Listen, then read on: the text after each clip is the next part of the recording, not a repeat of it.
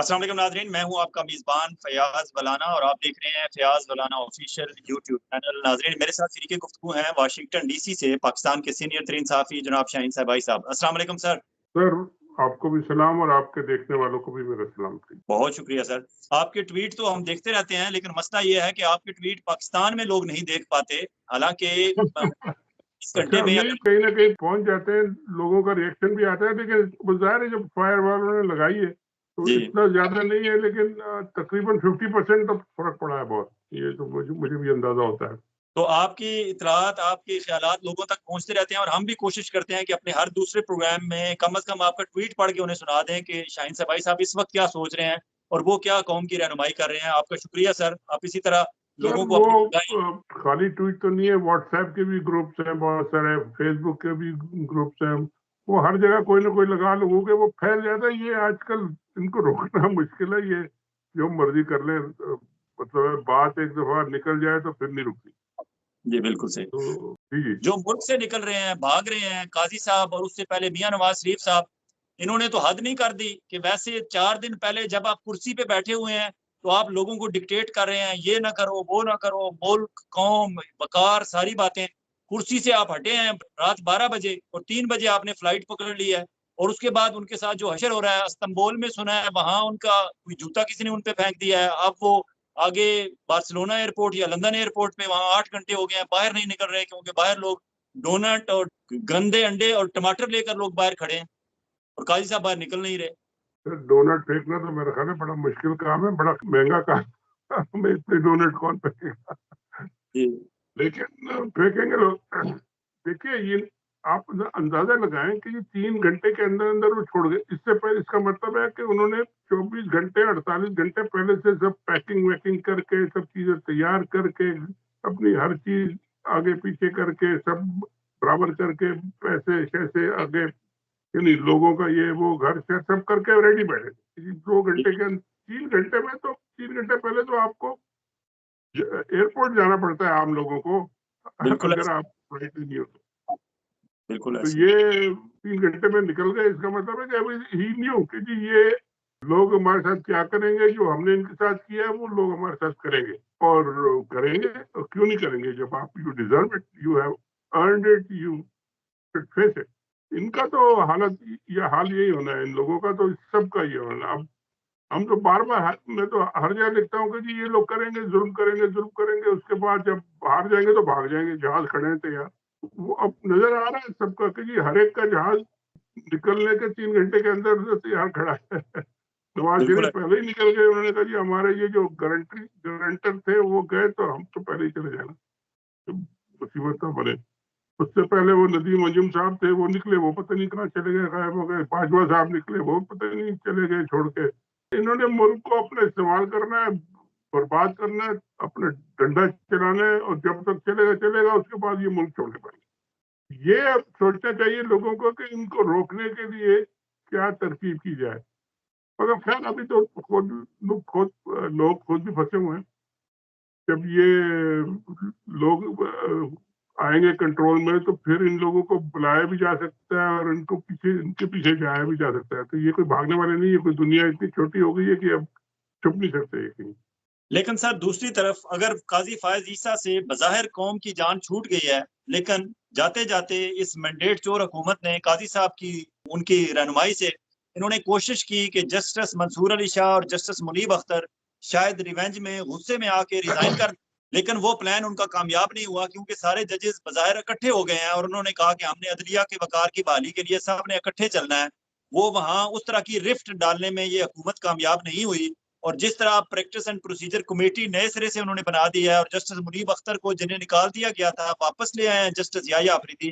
आप क्या समझते हैं कि जस्टिस याह्या अफरीदी यहाँ से मामला सीधे कर लेंगे? देखिए, चेंज होने से पहले बिल्कुल क्लियर था कि जुडिशरी में रिफ्ट है और ग्रुप्स हैं। एक ग्रुप जो है वो जो माइनॉरिटी में था, ये काजी साहब का था, जो 4-5 जज थे, और 8, 9, 10 जज थे वो दूसरी तरफ। तो ये तो सबको पता था कि जी ये ग्रुपिंग है। मगर इन्होंने कोशिश की कि जी काजी साहब को बिठा लें, रोक लें, इतनी कोशिशें करके करोड़ों अरबों की ऑफर, यानी आपने देखा कि जी तरमीम पास कराई या फलाना किया, मगर वो सारा कुछ फेल हो गया, वो नहीं रोक सके काजी साहब जी। अब इन्होंने कहा जैसे काजी साहब को नहीं रोक सके तो इनको दूसरे को नहीं बनाना चाहिए। जो ग्रुपिंग थी उसमें जस्टिस मंजूर और जस्टिस मुनीब और जो अतहर मिनल्ला और ये सारे लोग थे, इन्हीं के साथ थे याया साहब भी, लेकिन थोड़ा सा वो साइड पे थे, उन्होंने अपना एक अलग जजमेंट दिया था, लेकिन थे इन्हीं की बेंट ऑफ माइंड जिसे कहते हैं ना, सोच उनकी वही, बिल्कुल। और ग्रुप इनका ही था, वो उस ग्रुप में नहीं थे वो जो काजी साहब का। तो ये जब इनको ऑफर हुई कि जी अब हमारे पास तो कोई ऑप्शन नहीं है और हमने खुद ही फंस गए, 26 अमेंडमेंट में इतनी गलतियां हमने कर दी है कि हम इसको अब 3 आदमी करेंगे, और 3 आदमियों में से 3 आदमी तो उनके तीनों मुखालिफ है, तो फिर क्या करें, तो पकड़े गए, फंस गए उसमें। तो इन्होंने कहा इनको ही बनाओ, तो फिर जबरदस्ती बनाया। अब इनको जो बना दिया तो लोगों ये समझ रहे थे कि जी ये इस्तीफा दे देंगे या नहीं मानेंगे, या दूसरे लोग नहीं मानेंगे, या जो भी होगा। उन लोगों ने कहा जी हमारे ग्रुप को अगर अथॉरिटी मिल रही है, पावर मिल रही है, तो हम क्यों ना लें, आप चाहे जूनियर ही बनता है बन जाए, हमारा ग्रुप तो आ जाएगा सामने। और वो यही एग्जैक्टली यही हुआ जी। कि उन सब ने कहा कि जी हमें बिल्कुल मंजूर है काजी अपने याया साहब, याया फरीद साहब, और आ जाए। तो उनको फिर देना पड़ा। अब दे दी जब उनको पावर, तो सारे के सारे वो इकट्ठे हो गए, मुनीर साहब भी और जस्टिस मंसूर साहब भी, सब आ गए साथ। और मेरा ख्याल है कि बाकी लोग भी आ जाएंगे शायद, जो पहले जबरदस्ती है जिस तरीके जो जिस वजह से भी वो काजी साहब के साथ चिपके हुए थे। जी। तो ये अब 2-3 दिन में हमने देख लिया कि जी उनका बेंट ऑफ माइंड क्या है। और अभी आज मेरा ख्याल है मीटिंग हो रही है फुल कोर्ट की, उसमें देखे क्या नहीं निकलता है। उसके बाद उन्होंने जज कमेटी एकदम, उन्होंने काजी साहब की कमेटी में से उनके जो जज साहब है निकाल के अपना जज लगा दिया, बिल्कुल ठीक है।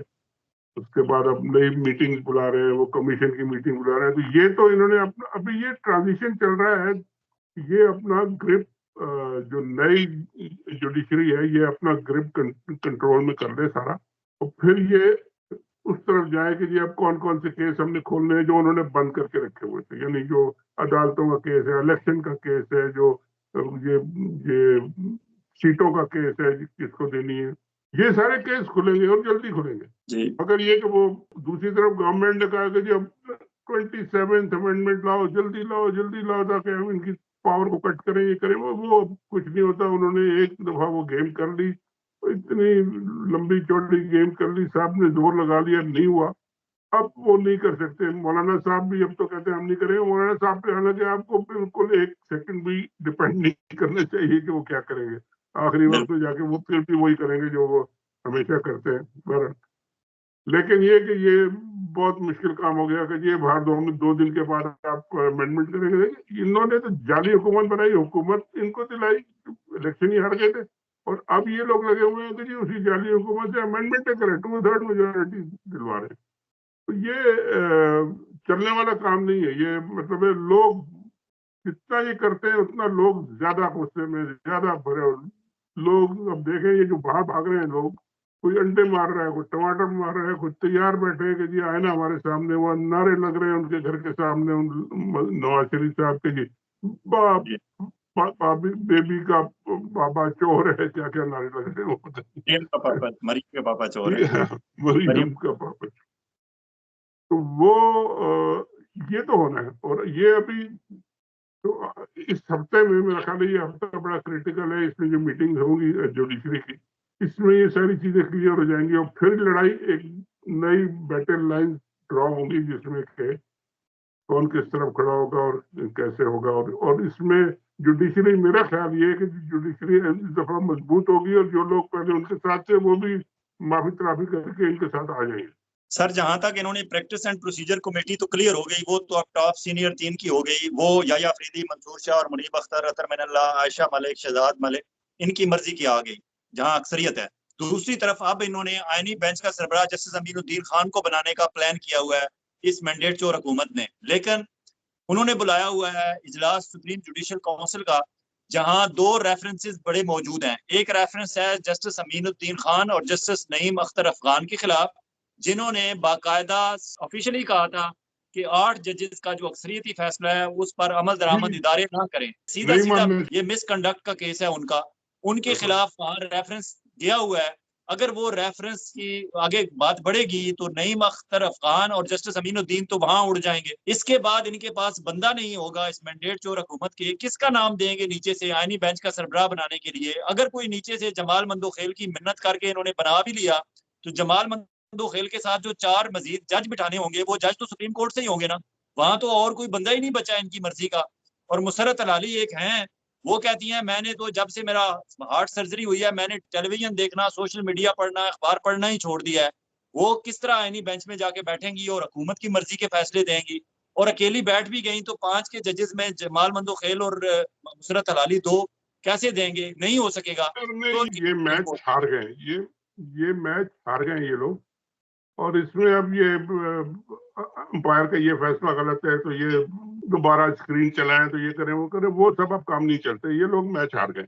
अब देखिए, एक काम मैंने सुना है कि ये हो रहा है और हो सकता है कि जस्टिस साहिबान जो है आपके चीफ जस्टिस साहब और जस्टिस मंसूर और जस्टिस मुनीब साहब जो बड़े तीनों हैं, ये तीनों चारों मिलके अपने जो आज की मीटिंग है, हो सकता है इसमें भी हो या उसके बाद अगली मीटिंग में हो, कि आप सब जजों को बिठा के दोबारा उनसे कहें कि जी आप आए और माफी तलाफी करें और दोबारा ओथ लें।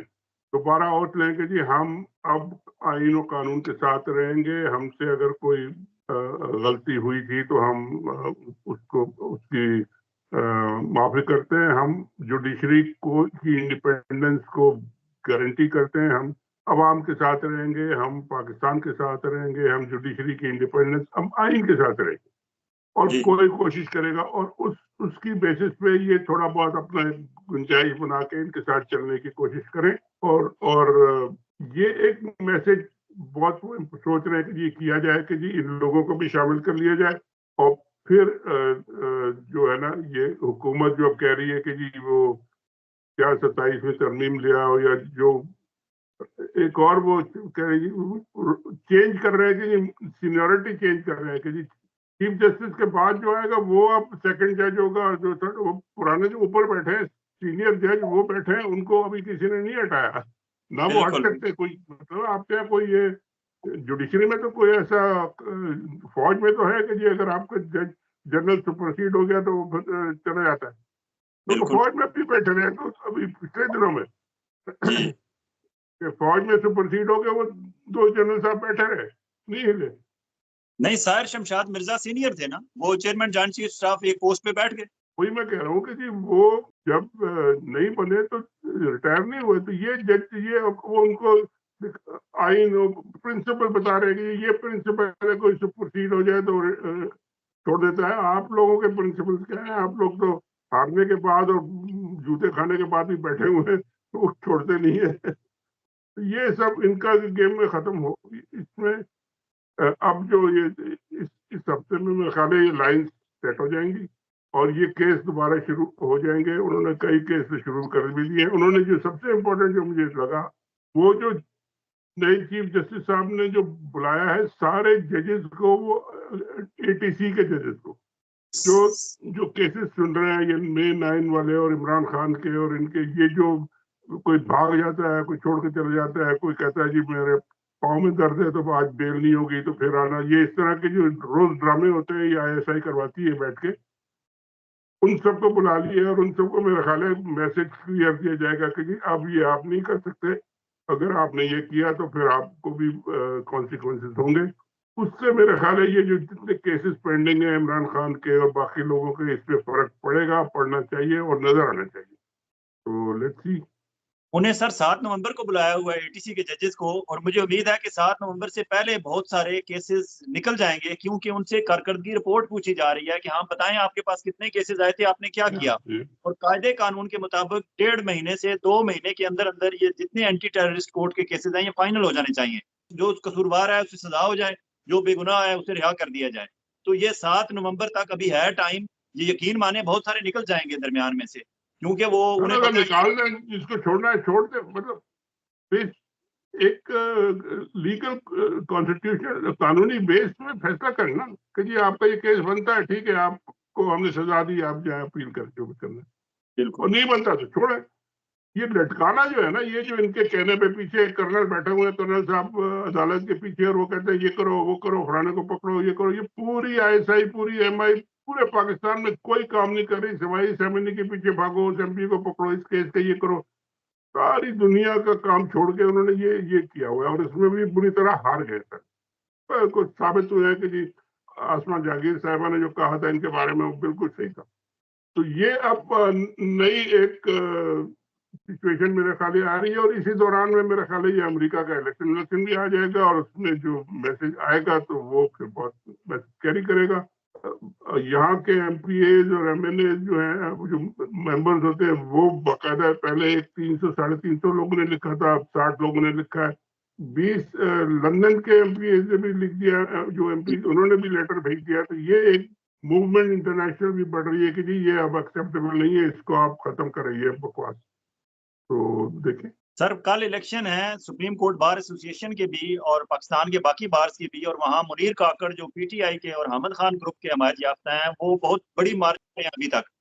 तो वहां से भी एक मैसेज उन्हें मिल जाएगा कि ये काला कोट भी आपके साथ नहीं है। लेकिन इसके बावजूद आजम नजीर तारड़ या शहबाज शरीफ या उनके पीछे पिंडी वाले अगर हैं, वो इन्हें ये इंस्ट्रक्शंस या ये हदायत या मशवरा दे रहे हैं कि सुप्रीम कोर्ट में मजीद जजेस एलिवेट करते हैं और वहां अपनी मर्जी के नंबर इस तरह चेंज कर लें। तो क्या ये मजीद जजेस लेके आ सकेंगे, और अगर आ गए तो क्या नंबर इनके बढ़ जाएंगे इस हद तक? I don't think so. कितने जज और ले आएंगे? सर, ये आखिरी इनके झटके हैं आखिरी। जब आपने भी देखा होगा कि जब दम निकलता है तो फिर ज्यादा ही झटके लगते हैं। वो क्या कर लेंगे जी? 19 जज को क्या 50 जज बना देंगे और सब खुद आके बैठ जाएंगे? कैसे हो सकता है ये? आप हर रोज नया एक अपना एक पॉलिटिकल, उसके लिए आप पूरा कानून और पूरी इंस्टीट्यूशन को चेंज कर देंगे, ये नहीं होगा। तो करने कोशिश इन्होंने बहुत कोशिश की, लेकिन असल में पीछे जो है ना, मैंने अब सुना ये कुछ हमारे दोस्त रिपोर्ट भी कर रहे हैं कि जी आईएसआई में भी उलट पुलट हो गई, चेंजेस हो रही है, कुछ चेंज हो रही है, उनका एटीट्यूड चेंज हो रहा है, या जो जो करते थे पहले वो लोग आगे पीछे हो रहे हैं। तो ये चेंजेस तो आनी है। अब देखे ना कितने लोग निकल गए। हमने इन्हीं दिनों में लड़ाई चल रही है, वो एक बाजवा साहब गए, चले, उसके बाद ये आ गए, इसके बाद वो नदीम अंजुम साहब गए, उसके बाद फिर नवाज शरीफ साहब भागे, फिर उसके बाद काजी साहब भागे, उसके बाद फिर पता नहीं कौन कौन भागेगा। आबिद शेर अली जब तक हुकूमत में ये नहीं आए थे वो लंदन में बैठा हुआ था। अब छोटे छोटे लोगों का क्या करना है, उनका भागने ना इनका भागने भांजा, मियां साहब का भांजा है सर वो। और सारी उनका तो खानदान ही भाग जाएगा। चलो भांजे भतीजे रह जाएं, जो भी करें, लेकिन नोबडी है ना, मिस्टर नोबडी का क्या आप मेंशन करेंगे, क्या होगा? लेकिन ये सब भागेंगे, मतलब ये जितने भी निकलेगा नौकरी से अगली फ्लाइट लेके भागेगा। तो ये तो जाहिर हो रहा है, साबित हो रहा है जी। तो ये बैठे रहेंगे जब तक पकड़ के बैठे, वरना जहाज खड़ा है, चलो अपने जहाज में, अपने बक्से में डॉलर भी पड़े हैं, और बक्से में सोना भी पड़ा है, और जेवर भी पड़े हैं, और अपने कपड़े भी पड़े हैं, और चलो बच्चे बच्चे बिठाओ और बाहर। ये तो इन लोगों ने करना ही है। राजा सिकंदर सुल्तान सर, वो भी आप सुना है कि शायद कल वो करने लगे हैं, मखसूस नशिस्तें देने लगे हैं बिलाखिर पीटीआई को। राजा साहब ने भी जी भागना है। जी जी, उनका नंबर मेरे ख्याल है पहले देखे, ये ट्राइको थी ना, एक ट्राइको जो थी 3 सी, एक चीफ और तीसरा चीफ। तो अब एक चीफ की तो छुट्टी हो गई, सबने जोर लगा लिया कि जी एक हमारा ये पाँव ना हिले, वरना दोनों फिर जाएंगे। अब दूसरा नंबर मेरा ख्याल है राजा साहब का है, क्योंकि उनके खिलाफ भी बड़े चीजें पड़ी हुई हैं, कोर्ट में केसेस पड़े हैं, सुनता कोई नहीं था, अब सुनेंगे लोग। और फिर तीसरा सी आएगा जब इनका नंबर आना शुरू होगा, तो दिन इनके लिए खराब है। और बहरहाल पूरी कोशिश इन्होंने कर ली, जोर लगा लिया, जो आप कह लें, टैंकों का और बमों का और गोलियों का, कुछ नहीं कर सके।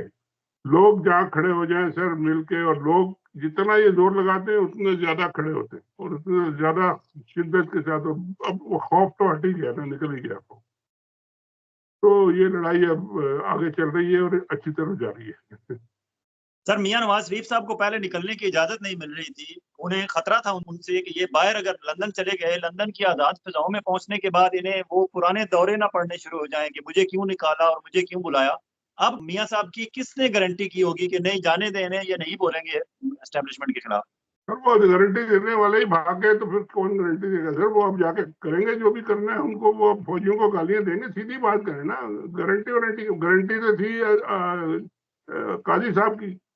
काजी साहब के आने के बाद वो आए और उनके जाने से पहले निकल गए। मतलब ये उन्होंने देखा कि जी बस काजी साहब के पीरियड के अंदर वो रहे ताकि कोई अगर गड़बड़ हो तो अब काजी साहब बचा ले, और जी। उससे पहले वो गए।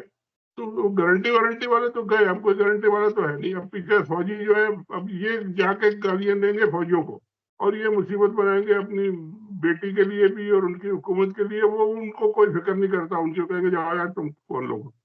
तो ये सिचुएशन अब बनेगी। मियाँ साहब को आप जरा थोड़ा वहाँ ठंडी फिजा में गए, थोड़ा अंडे वंडे उनके ऊपर पड़े, टमाटर भी मैंने देखा था, एक वीडियो पड़ा, काफी लोग थे और काफी चीजें उन पे गिर रही थी। अब मुझे समझ नहीं आ रहा था वो जो एक उनकी एयरपोर्ट की वीडियो है या कहाँ की है, कि वो अंडे सर हैं या टमाटर हैं या फूल है या क्या है। वो अपने घर में दाखिल होने की कोशिश कर रहे थे, तो वहाँ जब पीटीआई के लोग बहुत ज़्यादा घंटों के हिसाब से इंतज़ार कर रहे थे, तो फिर इन्होंने अपने मुस्लिम लीग नून के लोगों को भी कॉल किया। तो वो 10, 15, 20 बंदे मुस्लिम लीग नून के भी वहाँ गए थे, तो वो फूलों की पत्तियाँ फेंक रहे थे। हालाँकि मियाँ अच्छा, साहब की हालत बहुत परेशान थी, बहुत अपने घर में दाखिल होने के लिए उन्हें लंदन पुलिस का सहारा लेना पड़ा। कब तक यार ये ड्रामे कब तक चलेंगे? थोड़ा ये तो तो सब सर ये मियाँ साहब सिर्फ़ अपने भाई के जो वज़ीर-ए-आज़म हैं और बेटी वज़ीर-ए-आला हैं, सिर्फ़ उन दोनों पे अदम-ए-एतमाद नहीं है, बल्कि हमारे army chief general Asim Munir पे भी उनका अदम-ए-एतमाद है कि काज़ी नहीं है तो अच्छा, तुम्हारे गालियां तो उन्हीं को अब पड़ेंगी ना जी, उन्होंने करना था सारा कुछ। तो इन दोनों ने तो, ये तो उनके जोकर है, नौकर है यार, जो भी कहें आप इनको, इन्होंने क्या करना था? तो गारंटी तो वहां से आई थी और वो अगर कुछ इनको इंतजाम नहीं कर सके और धोखा इनको दिया तो फिर गालियां तो उन्हीं को पड़ेगी। और देख लेंगे आप, थोड़े दिन में पढ़ना शुरू हो जाएगी, कोई ऐसी बात नहीं है। ये अलग, ट्रम्प का इलेक्शन आ गया और एक नई फिजा पैदा हो गई, तो बस फिर आप बल्ले बल्ले हो गई फिर सबकी। चले सर, ठीक है, आपसे बहुत फिर शुक्रिया। चलो बात हो। अल्लाह थैंक हाफ़िज़। यू।